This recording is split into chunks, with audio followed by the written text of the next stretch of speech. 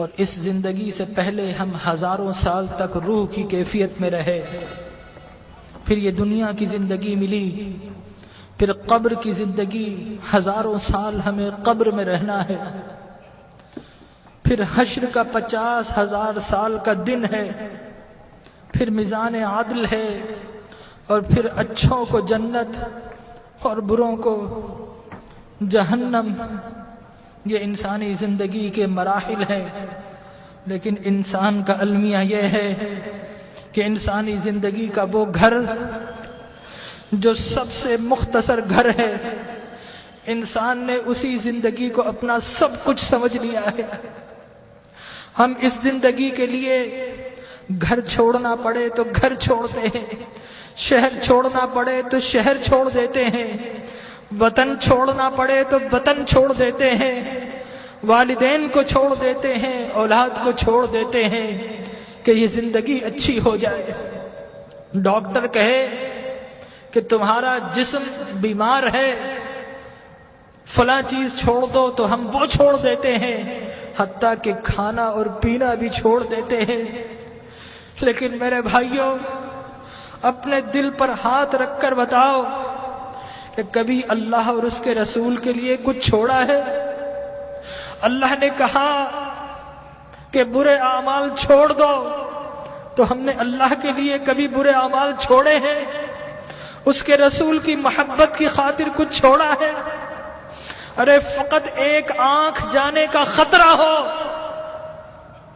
تو ہم ڈاکٹر کے پاس ساری جمع پونجی دے دیتے ہیں، ڈاکٹر کو پیش کر دیتے ہیں، اور وہ رب کہ جس نے بغیر کچھ لیے آنکھ دی، ناک دیا، کان دیے، جسم و جاں دیے، گھر بار دیے، عزت و آبرو دی، جس نے مال و دولت دیا، کیا ہم نے اس رب کی بارگاہ میں کبھی کچھ پیش کیا ہے؟ اپنے دل پر ہاتھ رکھ کر بتائیے، کبھی رات نیند کو قربان کر کے کبھی اس رب کی بارگاہ میں کچھ سجدے پیش کیے ہیں؟ کبھی اس رب کی خاطر آنسو بہائے ہیں؟ ارے اس دنیا کو سب کچھ سمجھنے والوں، اس دنیا کو بڑا ہم سجاتے ہیں، گھر میں رنگ و روغن کرتے ہیں، فانوس لگاتے ہیں، وائٹ واش کرتے ہیں، قیمتی گدے اور قیمتی سامان سے اپنی زندگی کو آرام پہنچاتے ہیں، لیکن یاد رکھیے کہ یہ زندگی 60-70 سال کی زندگی ہے، آگے کی جو زندگی، قبر کی جو زندگی ہے، وہ ہزاروں سال کی زندگی ہے۔ اور خدا کی قسم ہماری قبر ہمیں پکار رہی ہے، یہ ہم ہی نکمے ہیں نہیں سنتے، ہماری قبر کہہ رہی ہے کہ لوگوں میں بھی تو تمہارا گھر ہوں، لوگوں میرے پاس بھی تم کو آنا ہے۔ اے دنیا کے گھروں کو سجانے والوں، کبھی میری سجاوٹ کا بھی انتظام کیا ہے؟ اگر نہیں کیا تو یاد رکھو کہ میں اندھیرا گھر ہوں، میرے پاس روشنی نہیں ہے، میرے پاس آؤ تو روشنی کا انتظام کر کے آنا، میرے پاس آؤ تو چراغ لے کر آنا۔ ارے میں تو لوگوں کی پسلیوں کو بھیج دیتی ہوں، میرے پاس تو ڈسنے والے سانپ اور بچھو ہیں، میرے پاس تو اندھیرے ہیں۔ ہماری قبر پکار رہی ہے کہ لوگوں میرے پاس تو سنگریزے ہیں، میرے پاس تو تعفن ہے، پیپ ہے، پس ہے، میرے پاس آؤ تو انتظام کر کے آنا، خالی ہاتھ آئے تو پھر بڑا پچھتاؤ گے، میرے پاس آؤ تو ایک اعمال کا دیا ہاتھ میں لے کر آنا۔ لیکن ہمارا المیہ یہ ہے کہ ہم قبر کی پکار سننے کو تیار نہیں ہیں۔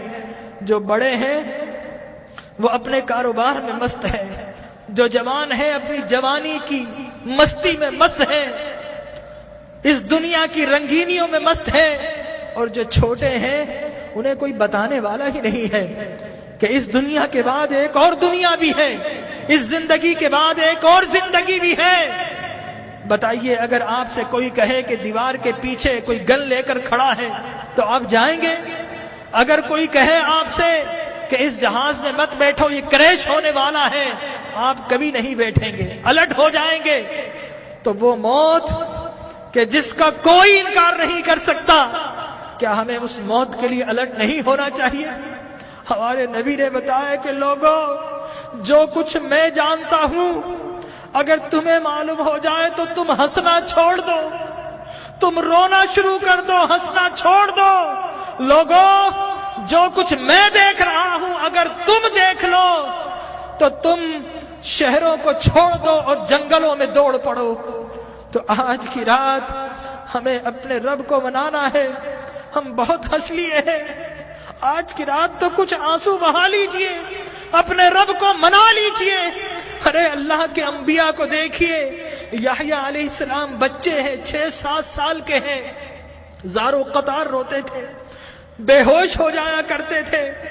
ایک روز اپنے گھر سے نکل گئے، غاروں میں چلے گئے، ماں باپ ڈھونڈ رہے ہیں، لوگوں سے پوچھتے ہیں 7-8 سال کا بچہ ہے، کسی نے دیکھا؟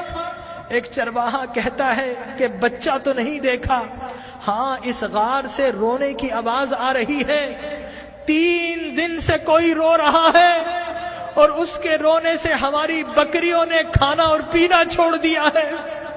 ماں باپ اندر جاتے ہیں، دیکھتے ہیں اللہ کے نبی یحییٰ رو رہے ہیں۔ ماں کہتی ہے کہ بیٹا اب تو چلو، اب تو رونا بند کر دو۔ اللہ کے نبی یحییٰ فرماتے ہیں اماں، عذاب قبر سے بچنے کی ضمانت آپ دے دو اور رونا میں چھوڑ دیتا ہوں۔ اللہ اکبر۔ تو آج کی رات اپنے رب سے عذاب کی پناہ مانگنی ہے۔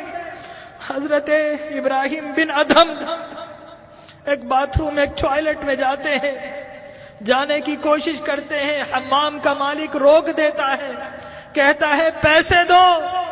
حضرت ابراہیم بن ادھم رونا شروع کر دیتے ہیں اور کہتے ہیں کہ یہ لیٹرین جو شیطان کی جگہ ہے، یہاں پر جب بغیر پیسے کے نہیں جا سکتا، ارے اللہ کی وہ جنت جو انبیاء اور اولیاء کے رہنے کی جگہ ہے، وہاں اعمال کے بغیر کیسے جاؤں گا؟ تو آج اعمال کا چراغ لے لیجئے۔ اللہ تبارک و تعالی ہماری حاضری کو قبول فرمائے۔ اپنی محرومیوں کو یاد کیجئے، اپنی بیماری